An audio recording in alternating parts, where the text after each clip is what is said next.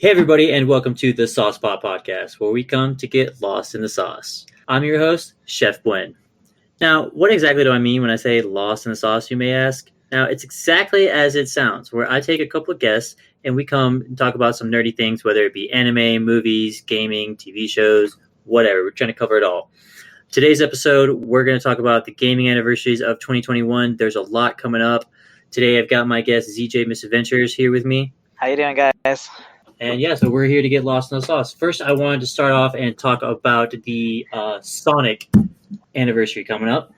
So, with that being said, 2020, there was a press release talking about what exactly is in store for the 30th anniversary coming in 2021.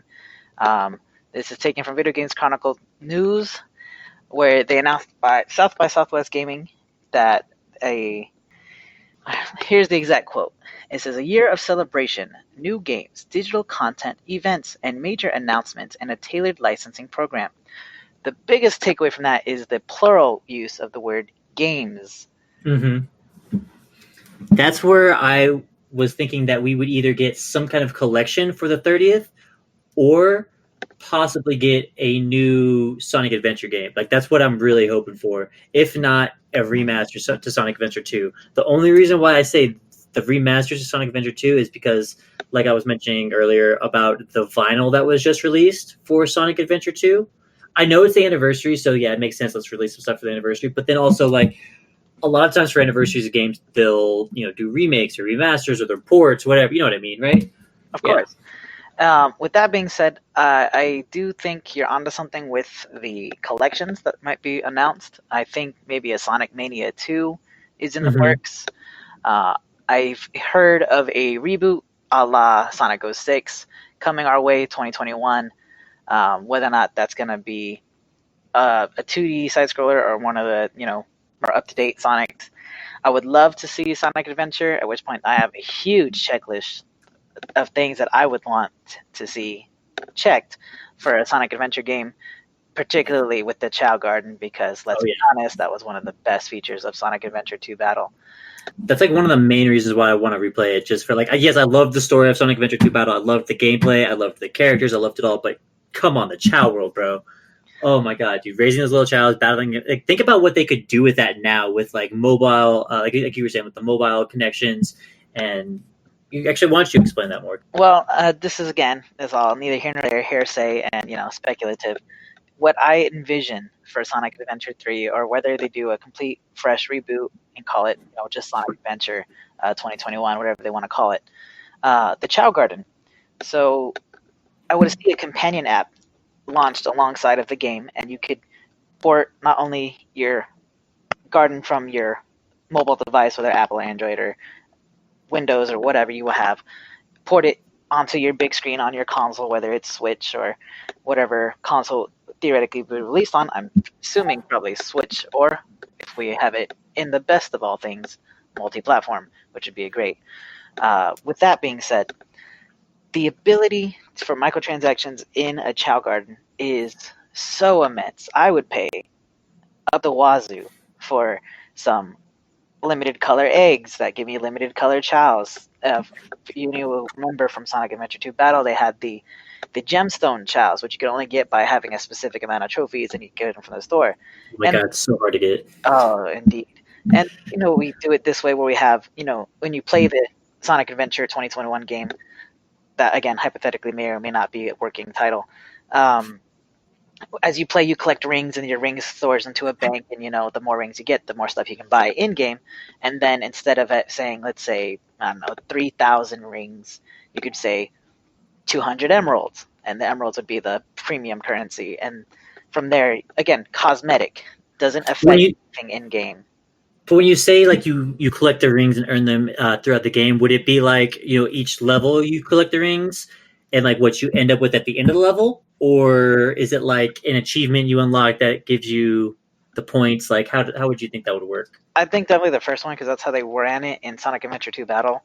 Yeah. At the end of the game, at the end of the mission, when your screen comes up and it says you got an S or an E if you're terrible like I am, and it gives, okay, rings 200 out of 40, 42, or whatever the number is, whatever you Mhm. get at the end of the mission, which means obviously a perfect run will give you more rings and in less time. So you want to have a perfect run every time. And those rings would store into your bank account, and then from there you could utilize it in the Chow Garden. Um, and I just foresee such an amazing app alongside, because I would check my Chow Garden constantly back in the height of Farmville days where people were on that stuff constantly. Oh my god, Be I there. I would remember feed Farmville. my babies. I was never good at Tamagotchis, but I was good at my chows. Oh, you better get a Tamagotchis with those Gigi watches coming out, bro. Like, I know we're getting a little off topic right here, but Oh, yes, the Digimon Vital Bracelet. My uh, love for that is through this roof. what if they did something like that for a Chow? I don't see it personally, just because we have to remember that Sonic, in general, is a E-rated game. Most people wouldn't want a physical accessory. I think an app would be best for most people, particularly because we're in the generation where parents don't really raise their kids nowadays. They kind of just give them an iPad and go, "Here you go, kid, entertain yourself." Yeah.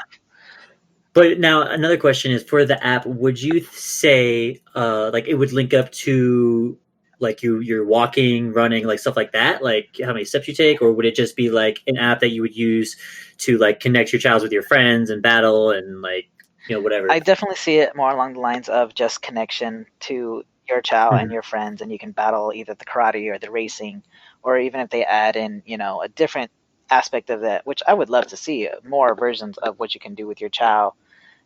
What Mhm. could they do off the top of my head? Honestly, I have nothing for you.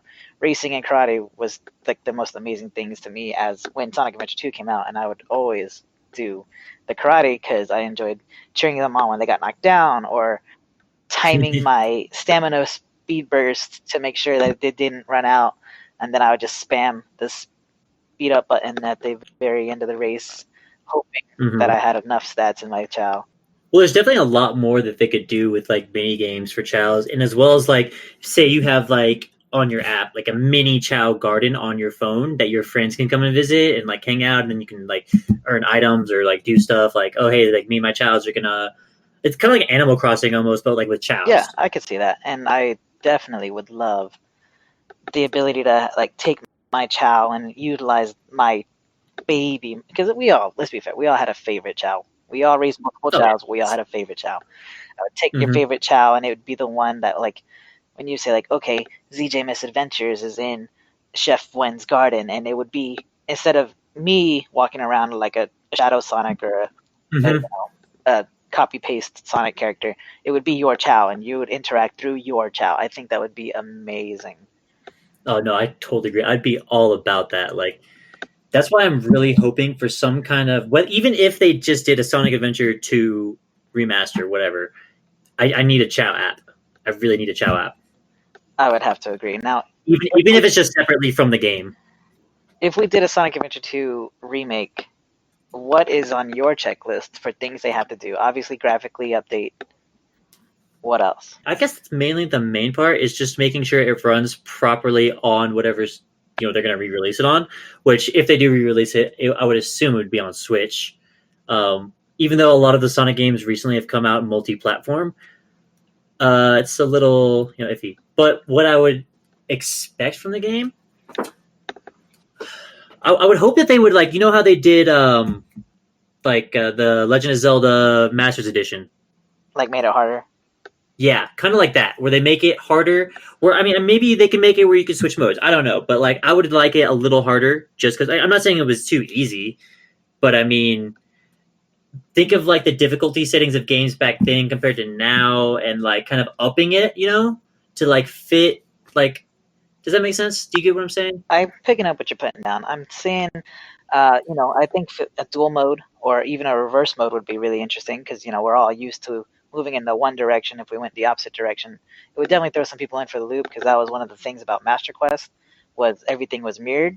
So Yeah, instead of going right to go to Kakariko Village coming out of the Lost Woods, you'd have to go left. And everyone's like, oh, but left is the Gerudo Valley and, Lake Hyrule. It's like, oh, no, but it's mirrored, so it changes the whole game, even though it changes nothing. it threw me off so much for the first like part of the game until I figured I was like, oh. Yeah, what? I definitely agree. A Master Quest type of, or if we call it a Chaos Quest, or however you want to go about Oh, it. Chaos Quest. I like that right there. Yeah, TM Saucepot podcast. You heard it here first. Yep. Chaos Quest.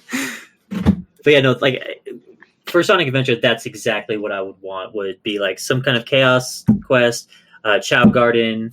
But that that's for Sonic Adventure 3. Yeah. Hopefully, or the remaster. Well, let's jump back really quick. What is on your checklist for Sonic Adventure 3 then? Ho ho ho. Well, like I said, I really want to know. I want more on Shadow, because I know we got the Shadow the Hedgehog series and all that, but I don't know. I wanted more. I want more characters to come in to play. Not just I guess not just Shadow, because I'm like yeah, he was one of my favorites. That's like everyone's favorite. He was the black and red hedgehog. He looks all edgy and cool. He had a Love him. gun. Yeah, yeah. He's got a gun. Like which I didn't like. I guess I was looking up some Sonic games because I missed a couple, but there was that one, the Black Knight. Sonic got a sword. Yeah, that one has a really cool art style. With that being Yeah, said, I do want to preface anyone listening right now. There are a large majority of Sonic games that I missed. Sonic mm-hmm. Colors, I was about to say that one. Sonic Riders, Sonic Lost World, I played Riders. Love that one. Sonic Unleashed, Sonic '06. I did play. I did not beat. I played a little bit. I heard it got really bad reviews, and like it Yeah, was one of the worst Sonic games. So it that's why I'm really hoping was. they don't. I really hope they don't. I only played a little bit, so I barely remember it. That's probably why, because it was just bad. I just didn't like it, and My thing was, uh, it was not that the story was bad, because the story has a very amazing plot. If anyone's never played, or I doubt anyone's played it, but if anyone's never read the plot for Sonic '06, please I do have not. yourself So a favor and read the plot. It's got this really fascinating storyline, and it had the potential to be good, but it was just buggy, and the game was awful.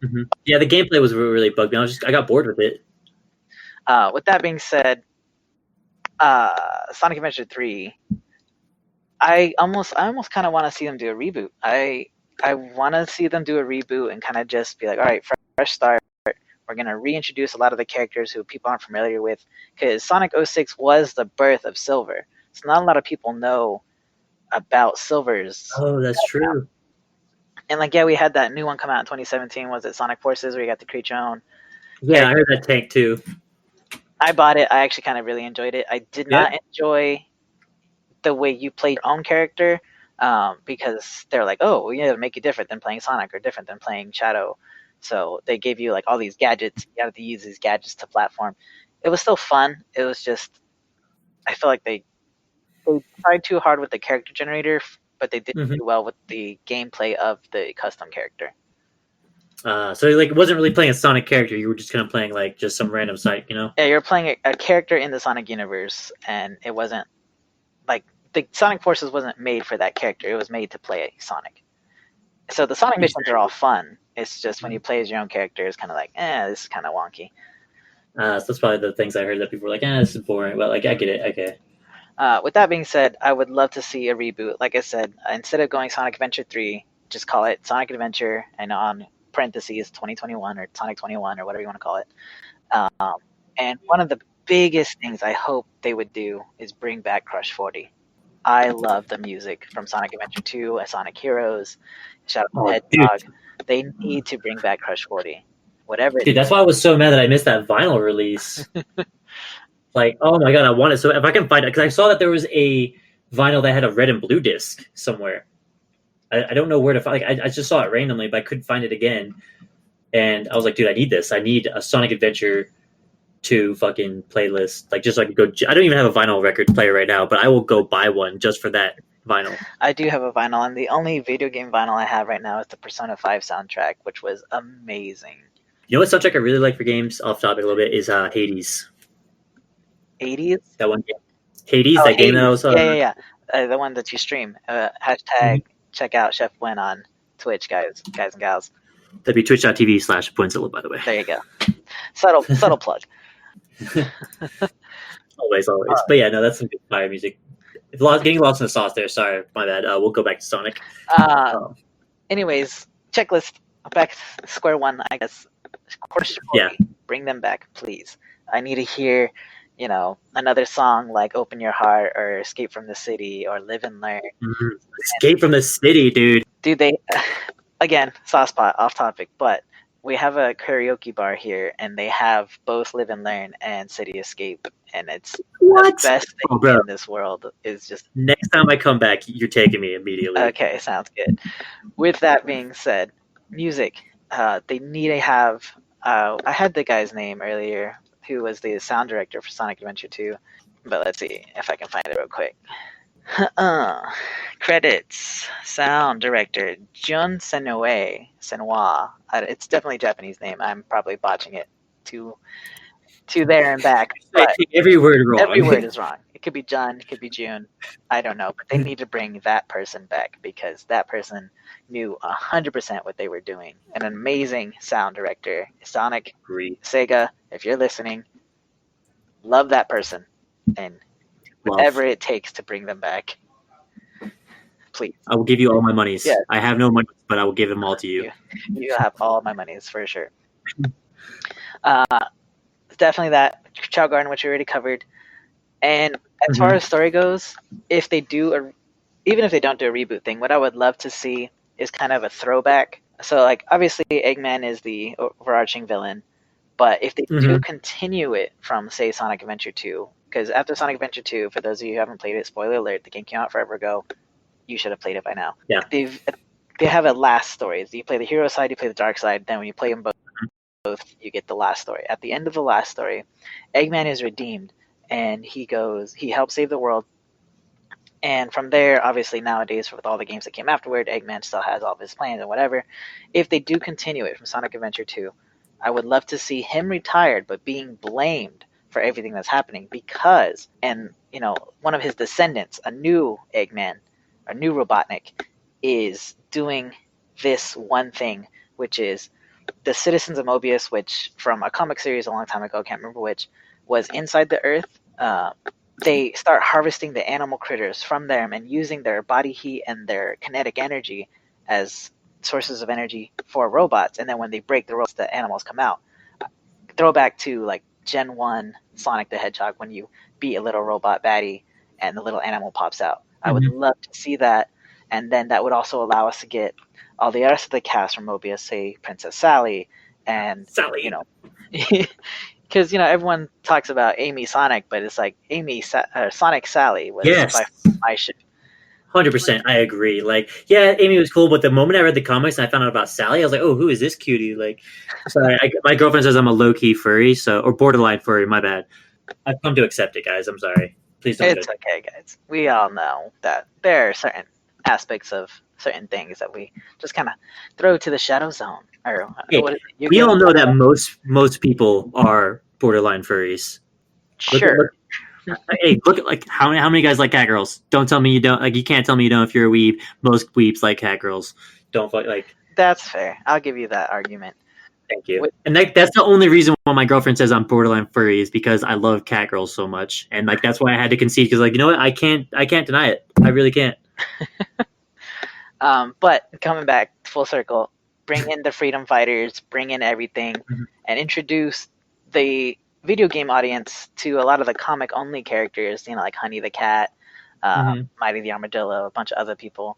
And then you could also bring back in Team Chaotix from Sonic Heroes or SBO so sick. And all them, because I really enjoyed SBO. Dude, SBO is so sick, dude. And we're always on the same page with that. I love that. With that being said, you'd have to have two sides just like that in Sonic 2, a hero side and a dark side.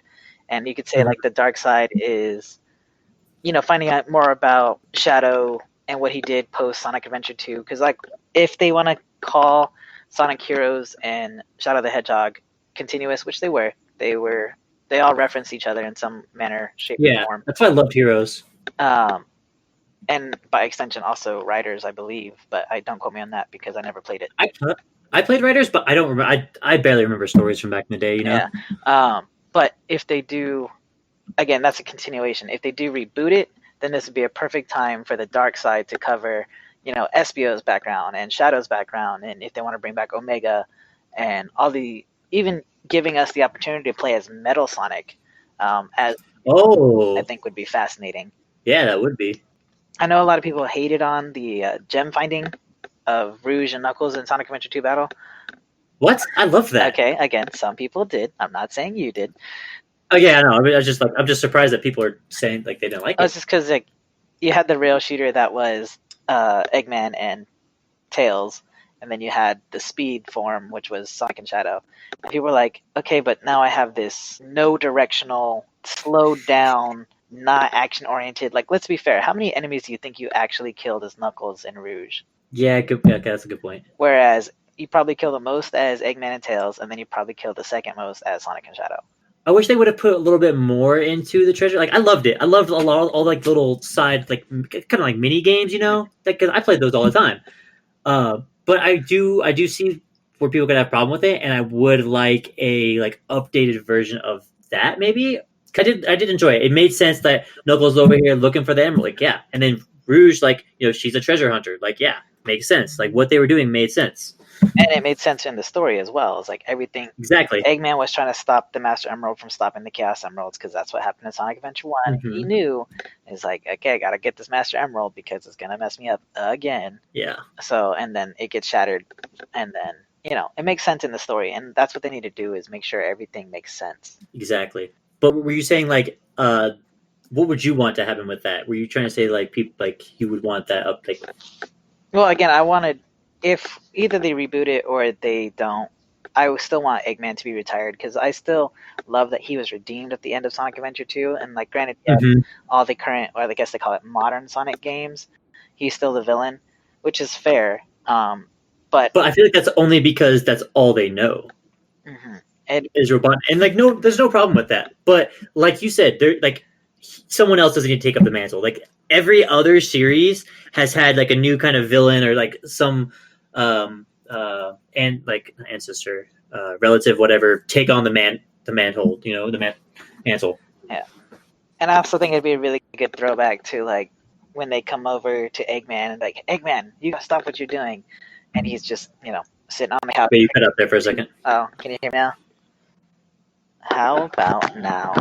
Still there? Yep, I'm still here. Can you hear me? I can now. Sorry, you cut out for a bit there. Yeah, my bad. Something's happened. You're good. I am using a headset from the PS3 era, so let's make that clear. Wait, you were saying Eggman.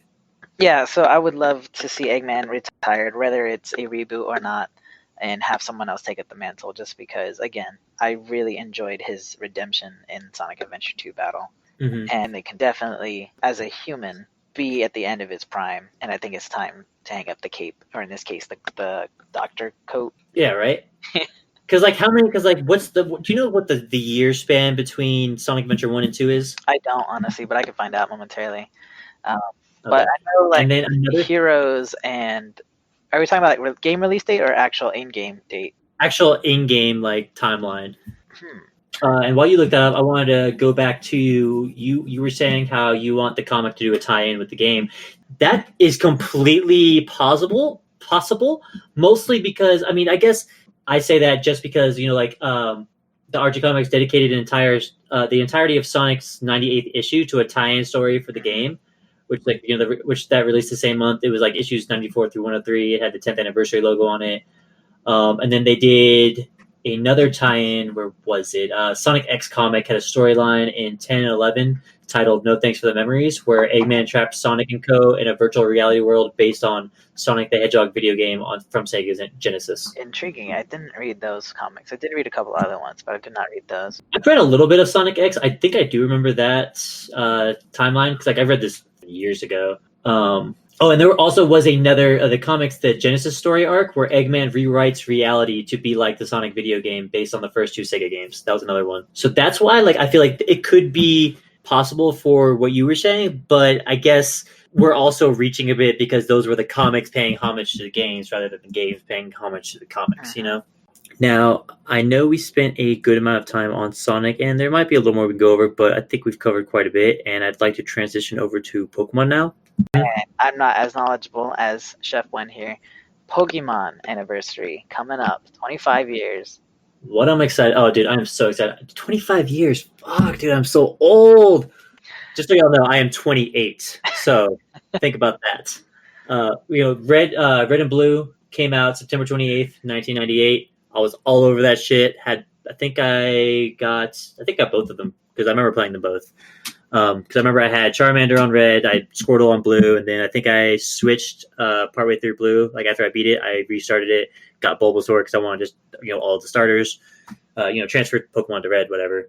Because my uncle worked at Toys R Us at the time, so I was like, "Oh, cool, you can help me out do this stuff." He was so helpful with a lot of things. Love having a nerdy uncle.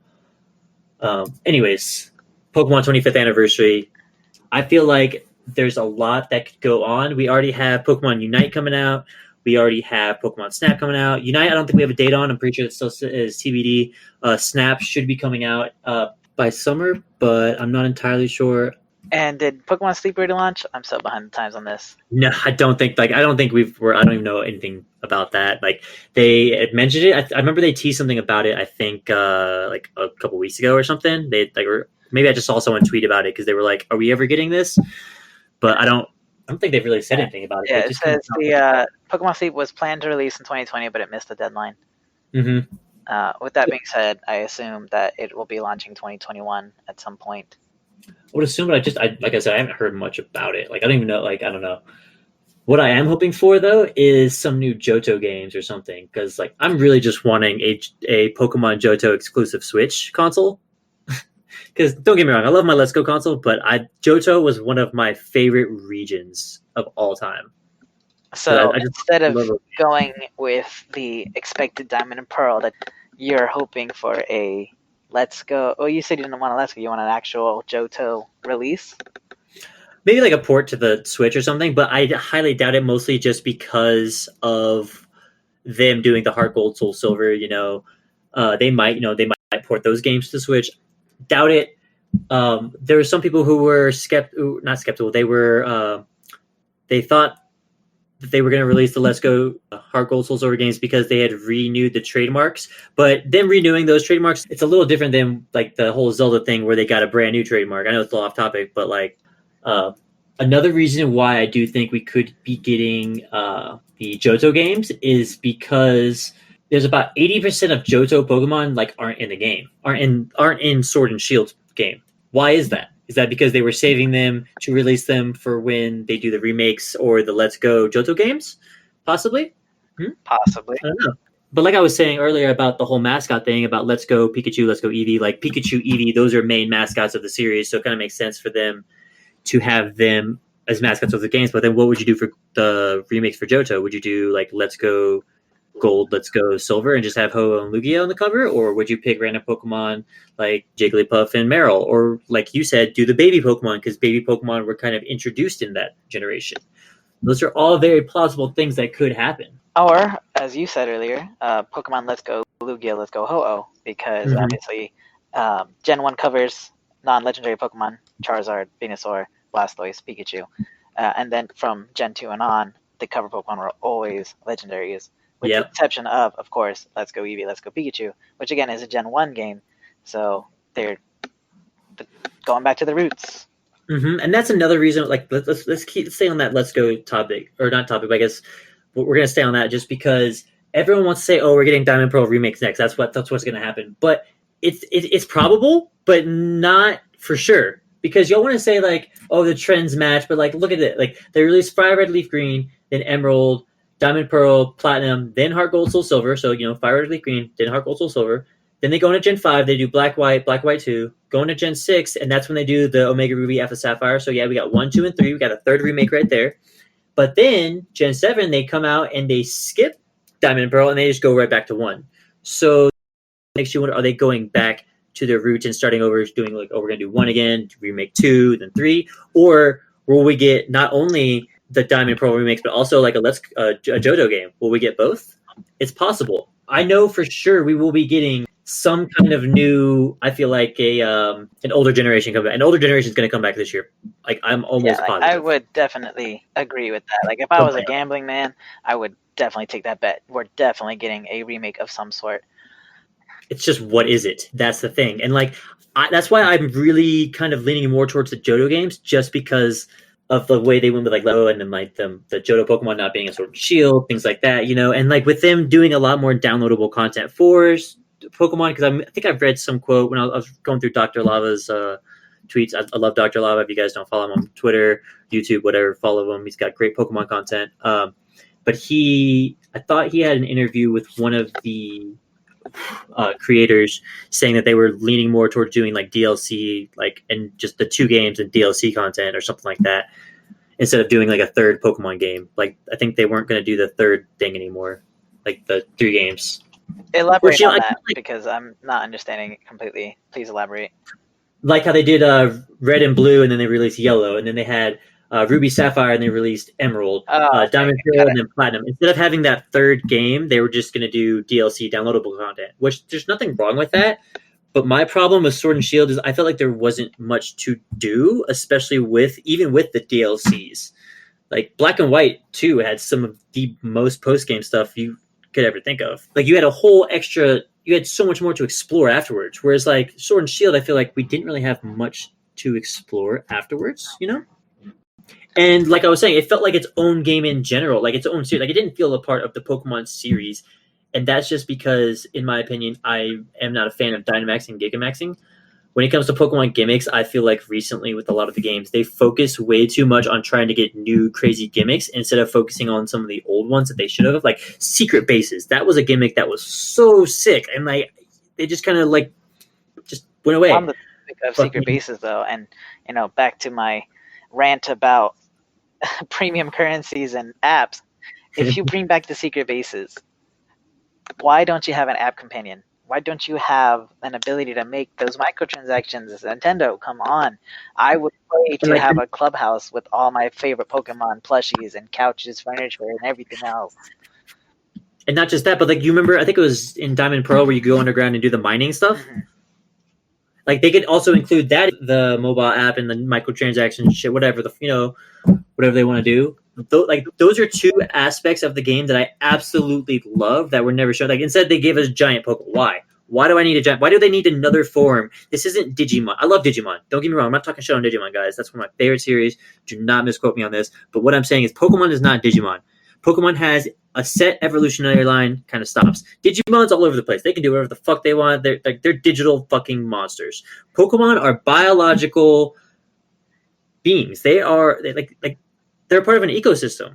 It would make so much sense instead of doing giant Pokemon to do more regional variants. Instead of creating hundreds of new Pokemon every generation, take about 30 or 40 from the previous generation, make them into regional variants, and then give like another 30, 40 new Pokemon or something, you know? That way you don't have 100 new fucking Pokemon. You've got like maybe 30 new Pokemon and then like 30 returning Pokemon that are basically just a different variation of previous Pokemon. They're just like a different type, but different, like they look a little different. They got an extra evolutionary line. That's where they could have like done so much more with the Pokemon series instead of giving us Ultra Beasts from a different dimension. Like, why couldn't we just stick with the space thing? I love the whole like, oh, Pokemon's coming from space, Clefairy's from the moon, Deoxys, Rayquaza, they're coming from whatever. That was all cool. I liked it. Wasn't big on like the mega evolutions and all that. I know like that kind of separated 2 different timelines in the Pokemon universe. I think there's more than 2. Pokemon timeline is confusing. Cerebi just updated their website with an accurate timeline. Apparently, haven't gone through it yet, but I will probably before next episode. We'll find out. But like I was saying, mega evolutions, don't really think we need them. Like I said, Pokemon doesn't need an extra step. They don't need that extra evolution. They already have, like, what we have is great. They just need to focus on other gimmicks. Like, I guess the Z moves were okay because it kind of makes sense, bond with the trainer and Pokemon, power of friendship, all that jazz, the typical anime tropes. Makes sense. Gigamaxing, Mega Evolutions, things like that, not so much in my opinion. I will say this just because while Chef Juan was talking, I wanted, just out of curiosity, what the sales were like for the mainline games, and I'm not counting remakes, so this doesn't include the Fire Red Leaf Greens, it doesn't include the 3DS releases of Pokemon Red, Green, Blue, and Yellow, this does not include Heart Gold, Soul Silver, or the Omega Ruby Alpha Sapphire. But Gen 1 had a total sales of 45 million, rounded down. Gold, Silver, Crystal, 29 million. Ruby, Sapphire, Emerald, 23 million. Diamond, Pearl, Platinum, 24 million. Black, White 1 and 2, 23 million. XY, 16 million. The next one gets kind of wonky because Sun and Moon technically had a re-release, but it also in the same generation console. So I don't know if you want to include those numbers. If you don't include those numbers, it is 16 million. If we do include those numbers, it is 25 million. But Ultra Sun, Ultra Moon only was 8 million in sales. Let's Go Eevee Pikachu, 12 million, and then Sword and Shield at 19 million. So arguably, Diamond and Pearl Platinum did sell more mainline, so it is more monetarily marketable. That's funny because I just saw a tweet about that too for Dr. Lava. He said something about how like the previous Pokemon games like were kind of like falling, like they didn't sell as well, and then Diamond and Pearl kind of picked it back up. Because it went from 45, 29, 23 up to 24, and then back down to 23. And then X and Y tanked the numbers with 16 mil. I didn't even play it. Like no, like I love Pokemon, and I was so sad not to play it because like now I love Froakie. He was one of my favorite starters now. Don't really like the other starters, but that's another thing. The starters. I say what makes a great Pokemon game is like you can tell how good a Pokemon game is going to be off the starters. I would agree with that for sure. First 3 generations, all solid starters, great starters, great games. After that, the starters kind of like 1 or 2 is okay, or like 1's okay, you know, and that's like the game. Like that just shows you what the game's going to be like. Like you know, we'll go back to X and Y. Like I know I didn't play it, but I only liked one of the starters. The other 2 were kind of meh. Like remind me again who the other starters were. It should have been Chesapeake and Fennekin. Okay, well Fennekin was adorable, so I liked Fennekin. I just wish they would have went a little different route with its design. I do kind of like the whole mage thing. That was cool because you know they had like the whole like wait, okay, for like D&D. Yeah, they had the whole D&D like lineup right there. They had the tank, the mage, and the ninja rogue, whatever you want to count him as, assassin. I will say you're on to something there. I hate that in Gen 5, which is by far my favorite of all the games, Gen 5, which was Unova, which was Tepig, Snivy, and for the life of me, Oshawott. Oshawott, yeah. With that being said, the pre-release name for anyone who was alive on the internet back then was Smugleaf, because he looked like a smug little pompous. But yeah. I love for henceforth. It's not Snivy. His name is Smugleaf. It will always be Smugleaf. I like that better, honestly. With that being said, I hate every single one of those starters. Like Snivy was probably the best one out of the 3. You cut out there a second. You said Snivy was. No, it cut out because I'm supposed to say Smugleaf was the best of the 3. But you're 100% right as far as if you don't have an option of the 3, then why do I think this game is going to be good? Because if it's a hard decision on your starter, good. It should be a hard decision. It shouldn't be going, if I'm going to speedrun, okay, what's the best statistical one? Okay, fair. That's different. But if it goes, I don't like the design of these and I don't like what they're going to become, so I'm going to pick the best of the worst, it's not fun. I don't want to play the game. Another problem I have with the starters is I feel like a lot of them their final evolutions are becoming way too humanoid. Like look at Sword and Shield. We got a soccer player, a drummer, and a fucking sniper. What is that, dude? They don't need to have jobs. They don't need to no. Like I get like it was kind of cool having like Greninja, Fennekin, them having those like the mage like ninja tank role, but I don't need a goddamn human Pokemon. I want a dragon and a dinosaur. You said a sniper? Yeah, a sniper. That's what Inteleon? What's his face? Yeah, Inteleon. He's a sniper. I never used them, so I never knew. And I just didn't really like the designs in general. What I wanted, and like another thing that made me mad, was their monotypes. Like, why? Every starter, like, I think aside from one, I can't remember off the top of my head, whatever. But like, yeah. Thank you. How did I forget Blastoise? Oh no, I'm so stupid. I love you, Blastoise. Every starter's been a dual type. I was really hoping to finally get my fire electric type because like I saw like a little bit of yellow on him and like I could see the soccer theme. So I was like, okay, cool. He'll be a fire type, maybe with like some electric, like an electric type. That would have been a cool combo in my opinion, right? Yeah, but it would make it too good against the water type. That's why they don't ever give you a starter that's going to be dual type good against something else. Until later on, obviously. But that's why they would make like the water type like a different, like a water ground or something. Like I don't know. Yeah, like every other water type, like Marshtomp. Yeah, I guess they do that a lot. But it would make sense for because they all need to like go one way. That was another problem I had with the Sun and Moon was the way the type advantages worked between Incineroar, Decidueye, and Primavera. Because Primavera was a water fairy, Decidueye was a grass ghost, and Incineroar was a fire dark. I mean, that sounds in theory like a good interaction, but also, it seems kind of. So I had to pull up the type chart because I forget something sometimes. But yeah, I always forget that Dark is what Dark is good and bad against. Because at the time I'm like, oh, Ghost Pokemon thrive in darkness. This will be good, right? Wrong.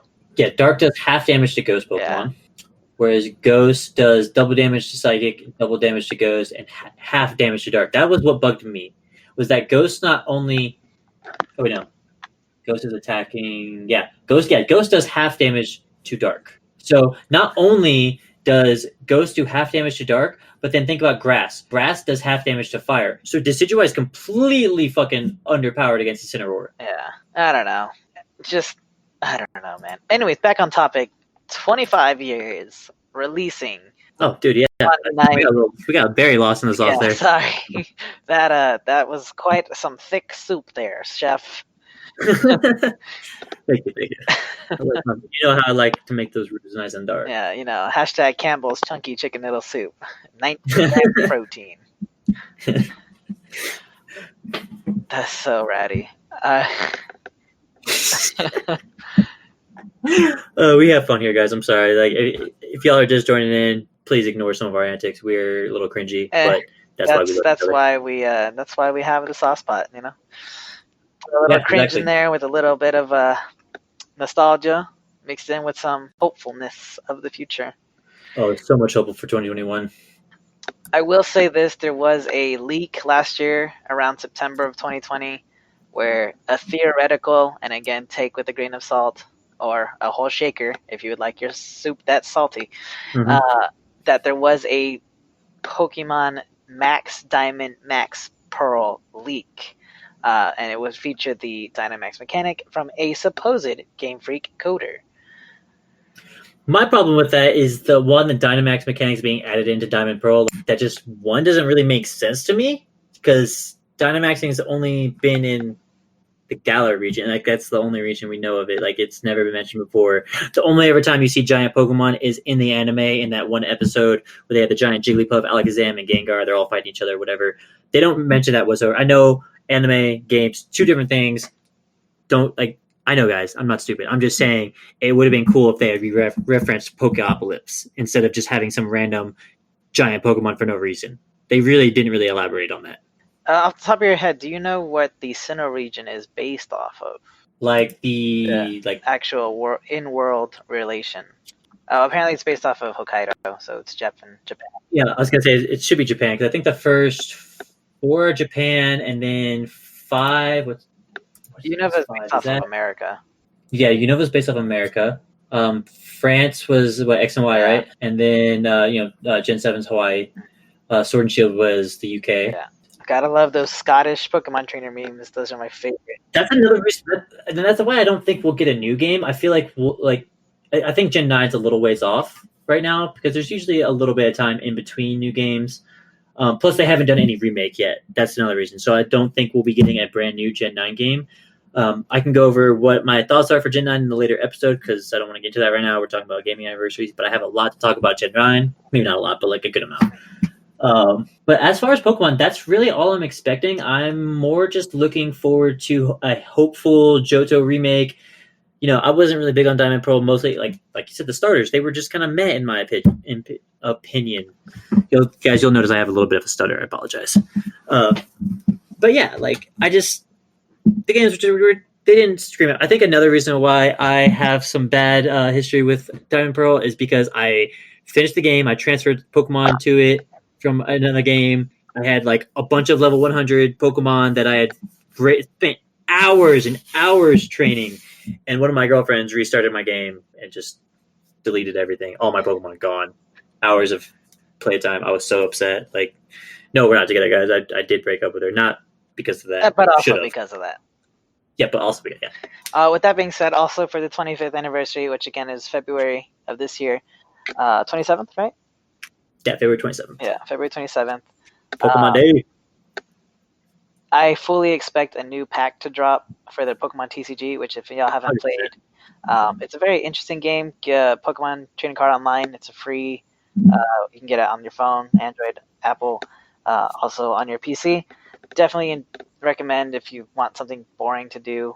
Not boring. If you want something to take up your time and that kind of gives you that old school nostalgia, as well as not having to spend real money, because based off what I found, there's no way to spend real money on the game. I'm sure there is a way, but I have yet to find it, which is probably a good thing for my wallet. Yeah. But typically, packs will launch every couple of months in the Pokemon TCG. For example, there was one in February 7th of 2020, then one in May, which is only a couple months away, then another one in August, and another in November.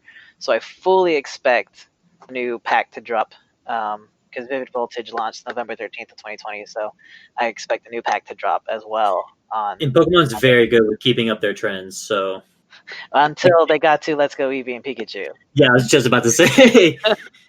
But I'm kind of fine with that. I was so hopeful for those games. I thought they were going to be so much more, but I get what they did. They were trying to get a new audience pulled in, which I feel like that's part of their problem with games is they focus too much on new gimmicks to get new people pulled in. When people are looking from the outside and they see a series like this and everyone's all about it, they're gonna be curious and they'll jump in no matter what. You don't have to create some new crazy gimmick for them to try to get into the series.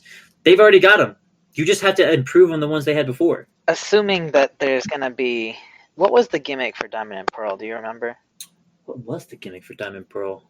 Triple battles or something like that? Maybe. Triple battles might have been Unova though. I'm not entirely sure when that one came out. I would just look up new feature Diamond and Pearl. Yeah. Because I know that the hidden base, going back to that one, was a fantastic feature in the Gen 3. But as far as battle mechanics, I don't know what Diamond and Pearl released into. Introduces several changes to battle mechanics. They had the day and night feature made a comeback, of course. I really like the day and night features they have in games. Previous generations Pokemon were classified as physical or special based on the type, blah, blah, blah, yes. In Diamond and Pearl, however, moves are categorized into 3 groups. Attack that make physical contact with the opponent are physical attacks that do not make physical contact are special moves, and moves that do not deal damage are classified as status moves. So that, okay, they introduced status moves technically in that game, I guess. No, that's not true, because we had Thunder Wave in that one. Yeah, that really doesn't make sense, because that wouldn't be a new feature. Why is it classified under new features? I think probably what they're saying is the attack and special was introduced in that.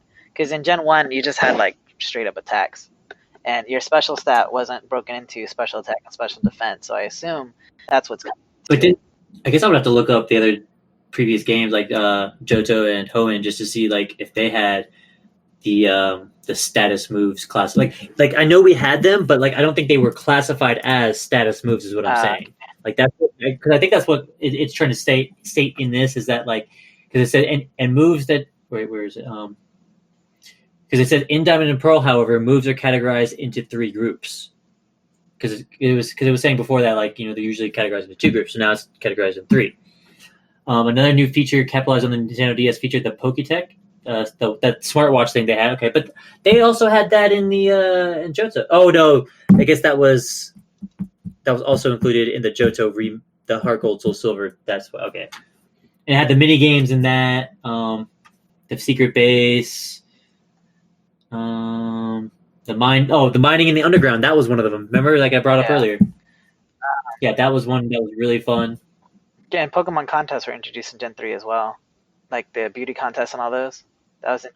Yeah, in Gen 3 and Hoenn, yeah. Because I was reading here and I thought it was saying something about contests. I was like, yeah, but the contest didn't come in Diamond, but came in Hoenn. So I honestly don't know what Diamond and Pearl introduced to this series, which maybe that's a good thing. Maybe they didn't introduce anything and they just kind of expanded upon what they introduced on previous series, which would be a better thing, like you were saying, to stop adding gimmicks and just focus on your craft. Because in my opinion, I feel like that's just what ruins the game. That's what made me almost not buy Sword and Shield was these giant Pokemon. They didn't appeal to me. I don't want a giant Pokemon. If you don't Dynamax, you basically don't win the match. That's not true. If you overtrain. No, even then, because most of those Dynamax Pokemon are going to be EV trained as well, and they get double HP, stronger attack powers, better moves. if you don't Dynamax, you basically lose the match, unless like your opponent is really bad at the game. Oh, if you're talking about actual like PvP, I was talking about PvE. Yeah. I was talking about PvE. No. Yeah, I went through the whole Sword and Shield game without Dynamaxing one time until the very end when you like had to, or something. Like the only time was when they made me or something. I can't remember when it was, but I did not Dynamax in any gym battles whatsoever. Yeah. And I won every single one. But that's because those Pokemon aren't EV trained. They're just regular Pokemon you fight through the game. That was another thing that I really liked about Black and White too. Was you go to fight all those trainers afterwards, and they're a little bit stronger. Like, oh shit, like this guy may be level 70. So the other champions, like you can fight Cynthia and Steven. Oh, that was so much fun. Like, and then like all the legendary. Oh, and the legendary event with the shiny Haxorus. Like, oh. I need more events like that. Like that's another thing. We need more Pokemon events instead of just them giving away these Pokemon. Oh, here's Pokemon here. Just take all the shinies. Like shiny Pokemon were supposed to be rare, dude. What the fuck happened to that? I will say this. Granted, we had a pandemic the whole entirety of last year, but I do agree. Events need to be a thing. Like, I would go to GameStop and like not even buy a Pokemon game. They'd just be like, "Hey, do you have a DS? Do you have a Switch? Like, yeah. Do you play Pokemon? Yeah. Here, take 4 of these cards." Yeah, right? Like, I don't need 4 of these fucking cards. I just want 1. Like, that's not an event. That's just you giving away free Pokemon for no reason. Like, they're worthless. No offense to Pokemon. And then, like, same thing with starters. Starters were supposed to be classified as rare Pokemon. When I started up Gold and Silver, I walk into Professor Elm's house. He's like, "Hey, I was doing some research on these rare Pokemon. Would you like to help me out?" And it's like, hell yeah, I'll help you out. That's the whole point. That's the whole point of the professor and the starters is that they're doing research on Pokemon. They have these 3 rare-ish Pokemon that they're studying, and that's why they gave it to you, the trainer, so they continue to study it. I need more emphasis on those aspects of the lore. Like, what's up with these starter Pokemon? Where did you get them from? Why are you studying them? Things like that. These are the kind of questions I want answers to, in my opinion. Yeah, well, on the topic of rare Pokemon, just quick side tangent. Endangered Pokemon. Apparently, the most endangered Pokemon is a Gliscor because Gligar no longer evolves as seen in Heart Gold and Soul Silver. What? Yeah, apparently. See, and there are some Pokemon I feel like didn't need evolution. I love Gligar. He was one of my favorites. Gliscor was cool. I didn't really feel like he needed it. Yeah, I'd agree. Like, I think same with Apom. I think Druddigon needed something like a base form. Yeah, Druddigon needed a cool evolution. I didn't like Apom's evolution to Ambipom. I don't really like that. Who else got one? Honchkrow. Oh yeah, Honchkrow. Like, and then that's the other thing. That's the thing they could have done with regional variants, like what they did with Zigzagoon. They gave him an extra evolution. I was okay with it. It's just I do agree that it's a little much. It is a little much, but I like the idea behind it. Like, hey, like, because like thinking about it, like the Galarian Zigzagoon's probably the first Zigzagoon. I was reading something about it. I totally forgot. I think it was with the Pokedex entries. Where are the Pokedex entries for these 2 Pokemon? Probably at the bottom of your screen. Yes. Where is Sword and Shield? Okay. Shield. Zigzagoon that adapted to regions outside Galar acquired experience. If you lost something, this Pokemon can likely find it. That's one line right there. Zigzagoons that adapted to regions outside of Galar acquired this appearance. That's what shows you. But that's what kind of like shows you. I just repeated the same thing. That's what is showing that it's the Galarian. Yeah, the Galarian's the original. That's what's interesting to me about the whole regional variants, because you're thinking like, oh, I've seen Zigzagoon before. We got a new one. That's cool. But then you find out like, oh wait, this was actually the first Zigzagoon. How did those other Zigzagoons get from here to there? That's the only real thing that connects Galar and Sword and Shield to the other Pokemon games is the variants that it has. I will say this now that you've brought it up. I think it's incredibly fascinating that a Pokemon that we thought was a base, like that's what it is. It'd be like, oh, Galarian Pikachu. That's the OG Pikachu. Because now looking at this Pokedex entry, the Galarian Zigzagoon for the Shield at least says, and I quote, "Thought to be the oldest form of Zigzagoon. It moves in zigzags and wreaks havoc upon its surroundings." Yeah, that's the one I was looking for actually. But I found the regular one. Either way, both those Pokedex entries for the Zigzagoon and Galarian Zigzagoon, they both have the reference to show that the Galarian Zigzagoon was the original. And then it makes you think, what other Pokemon of variants were the original? Is Meowth the original Meowth, or is Galarian Meowth, or is it Alolan Meowth? Or Executor. Is Alolan Executor the original? And then they just didn't need to be that tall in other regions. Yeah, because like they didn't have as much sunlight. Like think like there's things like that I think about, which I'm pretty sure the Kanto one was the original. I don't remember, but it's like that I think about because I'm thinking more about the biology of Pokemon and like these are actual animals. They migrate. They have habitats. They make their little niches in nature. But like I want to see more of that in Pokemon. I want to be able to learn more about these Pokemon and not just be like, oh, like this is a giant Pokemon. Let's find out why. Oh, it's because this legendary Pokemon makes them giant. Cool. I don't care. I want to know why this Zigzagoon got to this place over here and why it's different. I want to know more about like things like that. Why? Like I want to see more Pokemon from other generations get a cooler new. I was really hoping Nidoking and Nidoqueen would have gotten a Galarian form and gotten like a Steel type or something like. Them have like some kind of armor, them looking like a knight and a king kind of, you know what I mean? Because like with that whole medieval theme they had going on with like the Galarian British, like that would have made so much sense. Yeah, Nidoking, Nidoqueen would have been, especially like with the Isle of Armor update. I think that'd be fantastic. I was 100% hoping for a G-Max Nidoking. I hate G-Max, but that's what I was hoping for just because like if I'm going to get one, I want Nidoking. He's one of my favorites. But nope, didn't get it. Didn't get a Galarian form either. Very upset. Still need to hunt for my shiny for that though. The blue Nidoking is best Nidoking. Dude, right? So sick. On that same topic, blue Zorua is best Rua. Agreed. Blue's my favorite color, guys, just so y'all know. Also like purple and other things like that. Pink a little bit. As you can't tell from the octopus. But yeah. With that being said, is there any other news that you think about that's going to drop on the on Pokemon Day? Nothing that I can think of off the top of my head. I just wanted to get some of that information or some of those things off my chest, try to figure out what they might do for the anniversary. Because like the last couple anniversaries, they had quite a few. They had the Pokemon Twitch channel 24-hour anime marathon, which would be cool if they brought something like that back. They had like Pokemon tournaments. They had the Splatoon Splatfest with like Red versus Blue and Green. That was cool. Super Mario Maker had the I Choose You event, course unlocking Gen 1 starter costumes in the game. TCG Generations and Evolutions expansions released. So many things could happen on February 27th because like Nintendo is totally about referencing their other games in series. So it's like there's so many with there being other gaming anniversaries, there's other things that could happen. But I'm not going to guarantee on it just because there are so many gaming anniversaries. They might want to just keep them all separate, But knowing Nintendo, they could combine them all. I would be totally hyped if there's some kind of like Pokemon Zelda crossover. That'd be sick as fuck. I don't know what they would do. Well, that's a perfect segue into the 35th anniversary of Legend of Zelda dropping in 2021. Which, oh my god, I cannot wait.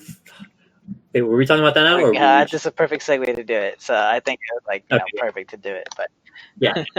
So Legend of Zelda. This is a game, all-time favorite series. Don't know if y'all know this, guys. If y'all haven't seen any of my tattoos, I've got a bunch of Legend of Zelda ones. Check out my Instagram, Buenzilla.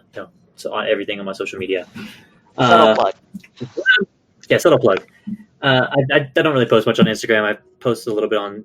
A lot of my stuff is just spam accounts. I'm trying to get better, guys. Don't worry. Anyways, Zelda. I'm really hoping that for this 35th anniversary, we get some kind of all-star pack like we do with Mario. I know a lot of people are talking about that, like, oh, anniversary for this. It's like we're probably going to get an all-star pack. Yeah, I'm jumping on that hype train too, guys. Fuck you. I don't care. I am so hyped. Like, I want Wind Waker. I want Twilight Princess. Okay, those are the main two I really want. Just because, like, those were two of the best games. I love Ocarina of Time, one of my favorite games. My problem is they've already brought it back on the 3DS, so I can play that whenever. They might bring it back for the Switch because, as ZJ pointed out, they got a brand new license on their Ocarina of Time. Quick side tangent. Apparently, you can currently play Legend of Zelda: Zelda 2 Adventure Link and A Link to the Past with a valid Nintendo Switch Online subscription if you are wanting to play that. But yes, they did back in 2020. Legend of Zelda Ocarina of Time trademark was updated for a new quote trademark. So it's not just updating one that they already had. They're getting a new one. So we have. Which that's the difference that I was trying to point out. I'm sorry, I didn't mean to interrupt. Oh, sorry. Oh, okay. No, but that was the difference I was trying to point out with the Heart Gold Soul Silver licensing, because they renewed their license. That's different from what's happening here with them getting a brand new one. That's all I want to Okay, say. sorry. The Game Awards a good time for everyone to keep their nose to the grindstone, because obviously we're gonna get a new DLC. I don't know what I'm talking about. You know what? Ignore me. But everyone's thinking that this 2021 Breath of the Wild 2, obviously, hopefully 100%. see 2021. That's one of the biggest games is Breath of the Wild 2. I did actually just watch a TikTok compilation, 7 videos long. I'd have to find the guy. I can find that in a minute. But he made these videos about why Legend of Zelda Breath of the Wild is a good game, but a bad Zelda game. And it's very interesting. If y'all want to watch these videos, I recommend watching them. If you love Legend of Zelda, and I was very curious to hear his thoughts. Well, we'll definitely link you that video once we find it, wherever you find this. When I find that, I'll link it down in the description whenever this is posted, and y'all can watch that. But it was very informative, and I kind of agree with what he said. Great game, not great for a Zelda game, and it was like a whole like about like us missing certain monsters to fight. There not being any actual dungeons or caves to explore. Where The Legend of Zelda was based off of Miyamoto exploring caves with a lantern. Like, sorry, I know that got a little off topic, a little off tangent there. Just wanted to bitch about that for a second. 35th anniversary Zelda. Get back to that. What I'm expecting. Like I said, I'm expecting a little superstar pack like we got with Mario. Don't know if they'll do the same thing where they only release it for like a certain amount of time, whatever. But I'm really wanting a Wind Waker remake and a Twilight Princess, or not remake, whatever, port, whatever they want to do. I don't care. I just want those to play those 2 games again because they were amazing games. It kind of looks like we're leaning a little more towards getting a Ocarina of Time, which I've got no problem with. One of my favorite games, first Zelda game I played. Not gonna lie, I played it N64. I was hooked immediately, and I couldn't think of nothing but that game because my uncle owned the N64. I just played his stuff. He helped me out, and then when he moved out, I was like, dude, how do I play this game again? Didn't get to play it again until it got re-released for the GameCube with the Master Quest Edition and all that.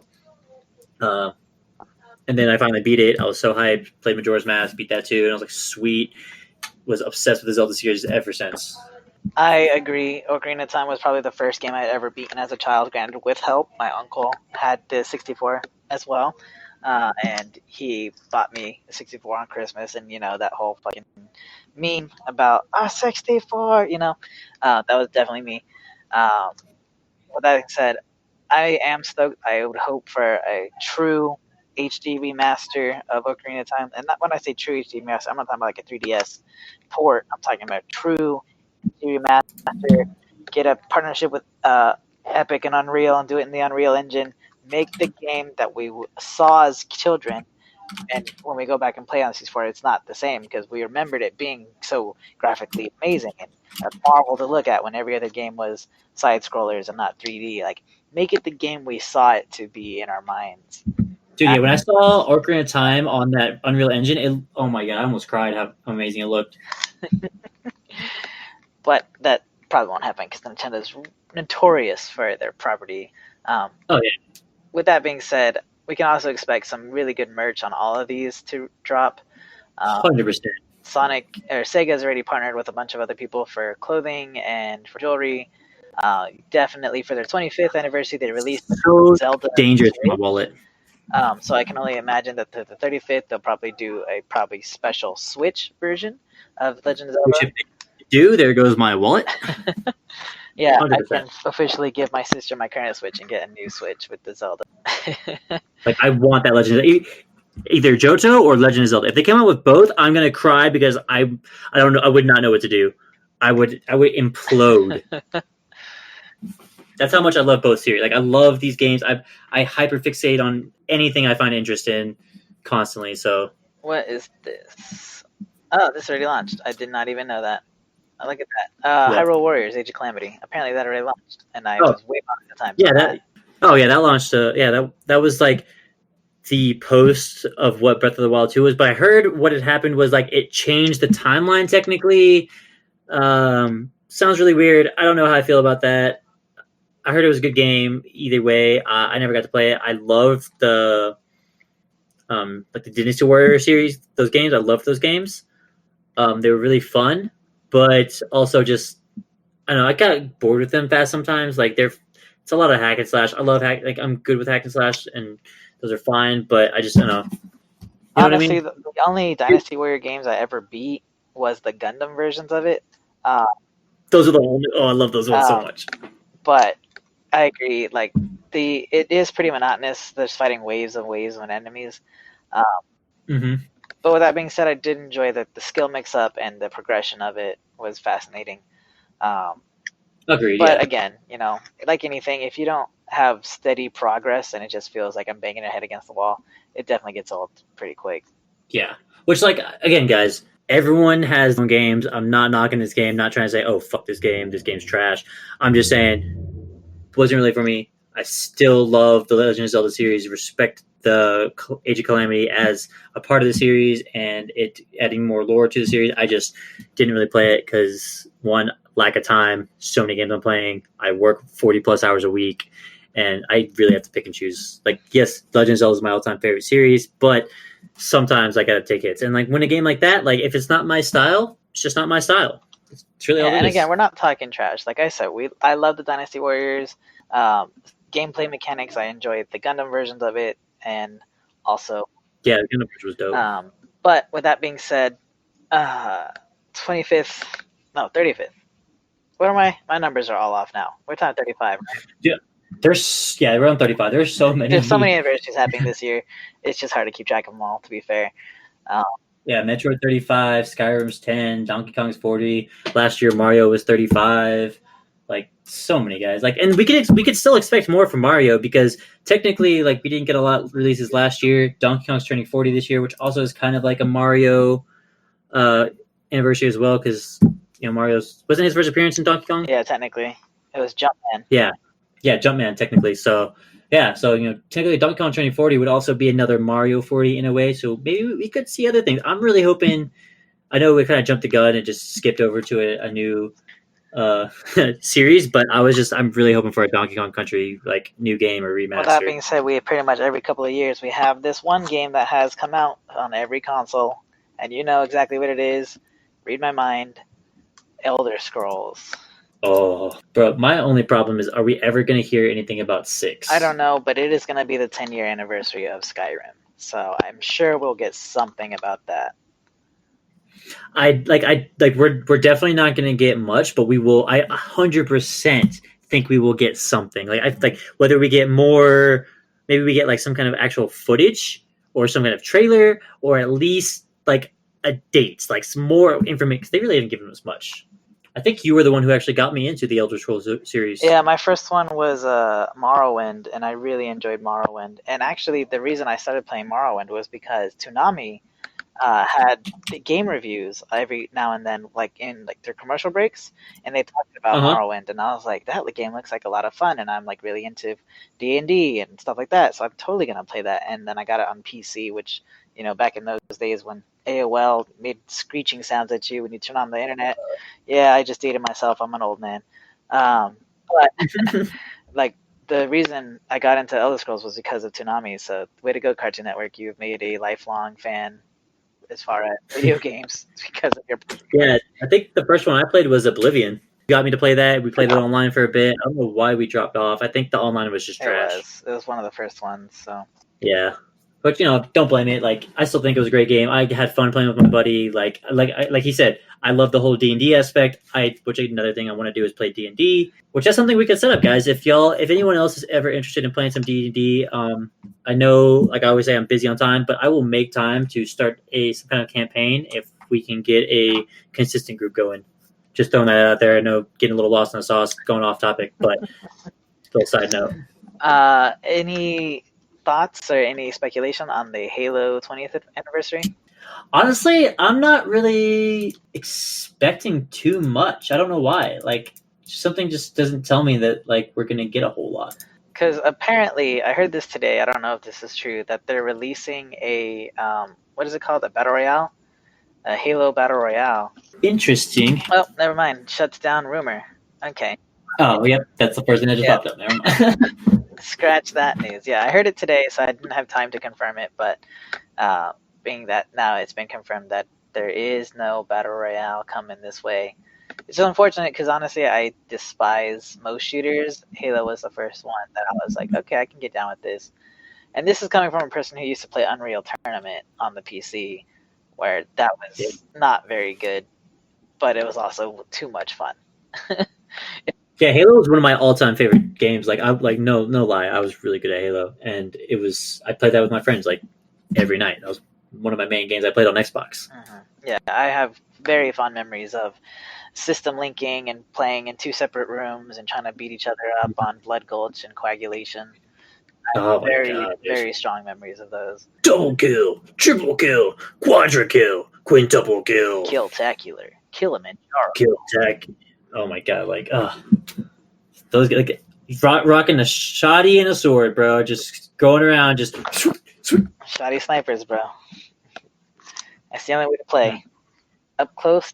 Oh, yeah, that was probably one of the only games I could snipe in was Halo and Gears of War. Those are like the only two games I was ever really good at snipers. After that, I don't know what happened with my aim, but my aim just went downhill after that. Okay, well, here's a quick side tangent.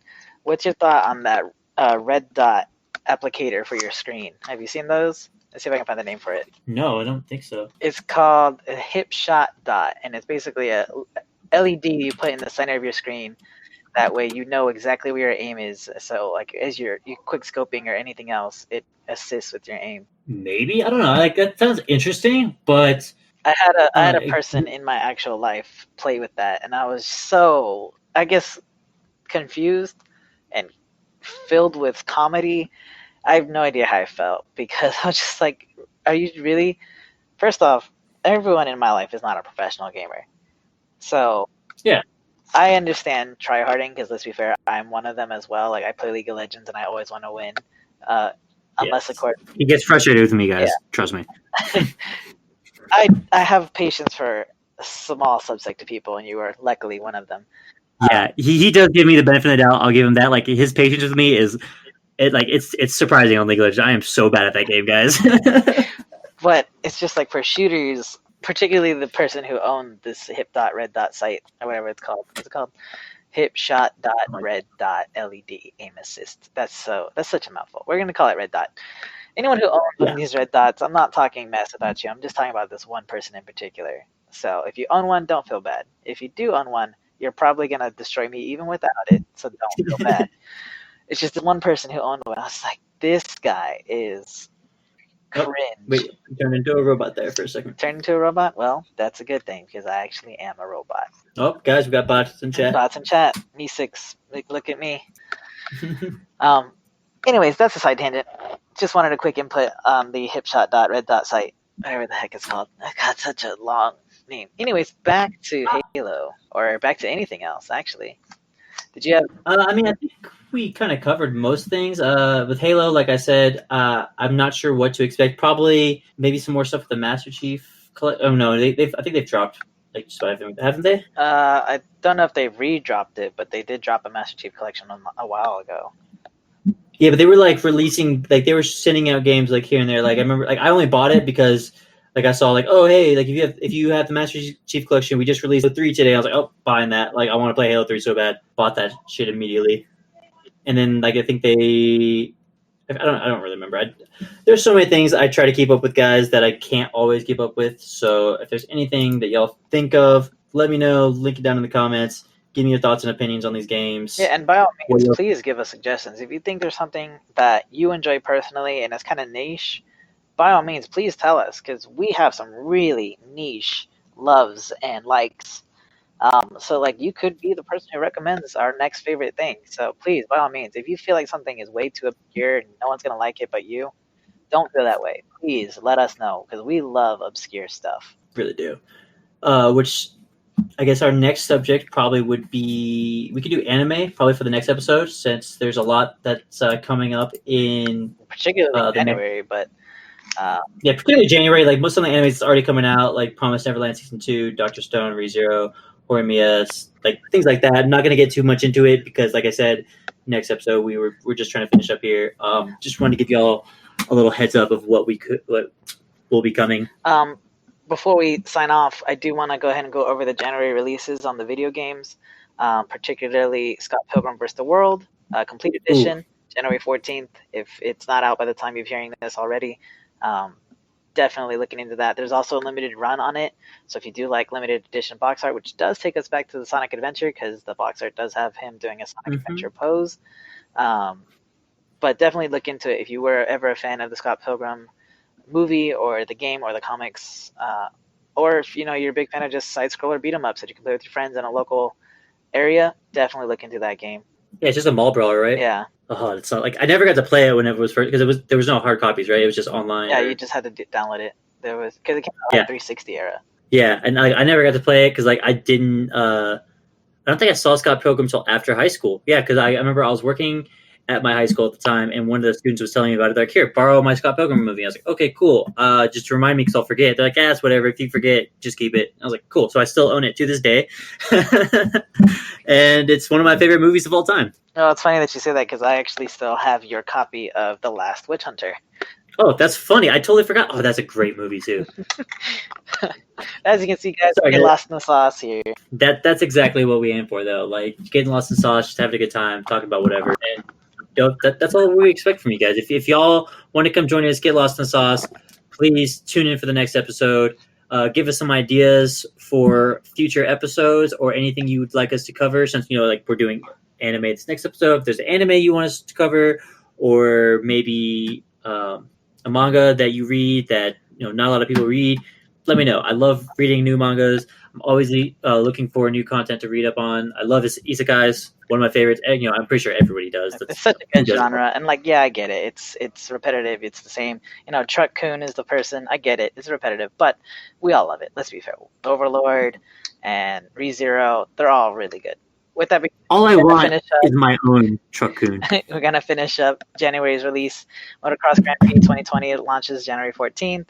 Hitman 3 launches January 20th. Ride 4, January 21st. Cyber Shadow, January 26th. Stronghold Warlords for PC only, January 26th. I don't know how to pronounce this one. I'm probably going to botch it just like I did John's name back in Sonic. Olija, or Switch PC, January 28th. The Medium, Xbox Series XS and PC, January 28th. The Yakuza Remastered Collection, Xbox One, PC, January 28th.